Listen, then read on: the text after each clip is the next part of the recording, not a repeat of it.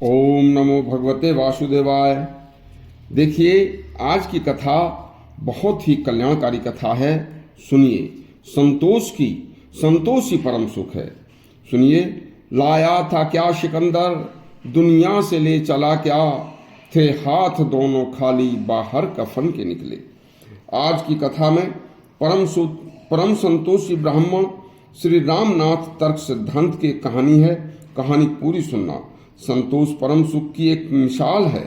गरीब ब्राह्मण, उधर असंतोष की एक मिसाल है आक्रांता सिकंदर।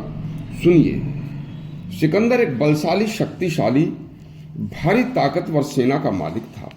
उसने दुनिया में अपनी शक्ति से खूब लूट मचाई और अन्याय करके भारी संपत्ति, अकूत धन इकट्ठा किया। उसके बाद जब उसकी मृत्यु का समय आया तो कोई भी अकूत धन संपत्ति के रहते हुए उसे बचा नहीं सका। यदि संतोष करके अन्याय न करता तो धर्म साथ उसके जरूर जाता, जो उसकी परलोक में भी मदद करता। आगे सुनिए। अंग्रेजी राज था।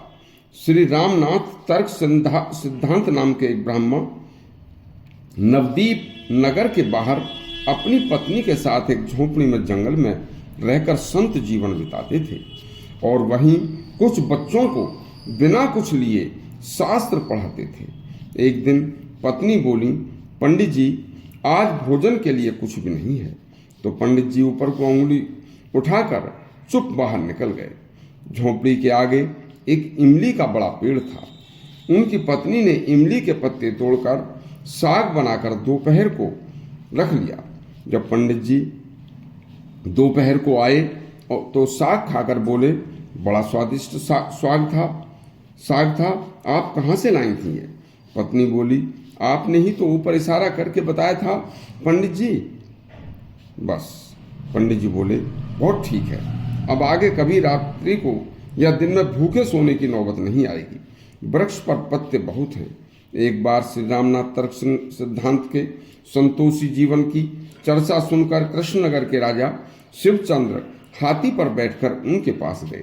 अंग्रेजों ने उन्हें राजा की उपाधि दे रखी थी। राजा ने उनसे जाकर कहा, महाराज, धन के अभाव की या किसी भी प्रकार की कोई समस्या हो तो बताइए। श्री रामनाथ तर्क सिद्धांत बोले, राजन, मैंने अभी एक चारु चिंतामणि नामक एक ग्रंथ पूरा किया है। उसमें मैंने मनुष्य की सभी समस्याओं का समाधान लिख दिया है, इसलिए अब मेरी किसी प्रकार की कोई समस्या बाकी नहीं है। राजा बोले, पंडित जी, मैं गृह निर्वाह के घर के खर्च की बात पूछ रहा हूँ। पंडित जी बोले, गृह निर्वाह की बात गृहिणी जाने, जो सामने बैठी हैं। राजा ने उनके पास जाकर कहा, माता जी, जो भी आपको यहाँ जंगल में कोई अभाव है, उन सभी अभावों की पूर्ति के लिए मुझे आज्ञा दें।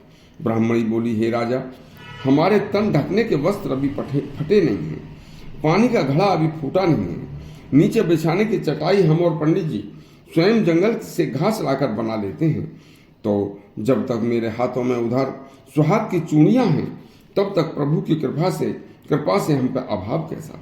संतोष नामक धन हमारे पास भरा पड़ा है और जिस स्त्री के पास उसका पति सुहाग हो तो उसे तो किसी प्रकार की कोई कमी हो ही नहीं सकती। देखिए, राजा शिवचंद्र ऐसे संतोषी ब्राह्मण व ब्राह्मणी की बातें सुनकर आंसू ले आए और उनकी कुटिया में माथा टेक कर जहां तक उनकी कुटिया दिखती रही, हाथी पर बिना बैठे पैदल ही पैदल चलते चलते कुटिया के दर्शन करते रहे, जैसे कि किसी मंदिर के दर्शन कर रहे हों। संतोष में परम सुख है, उन्होंने स्वयं देख लिया।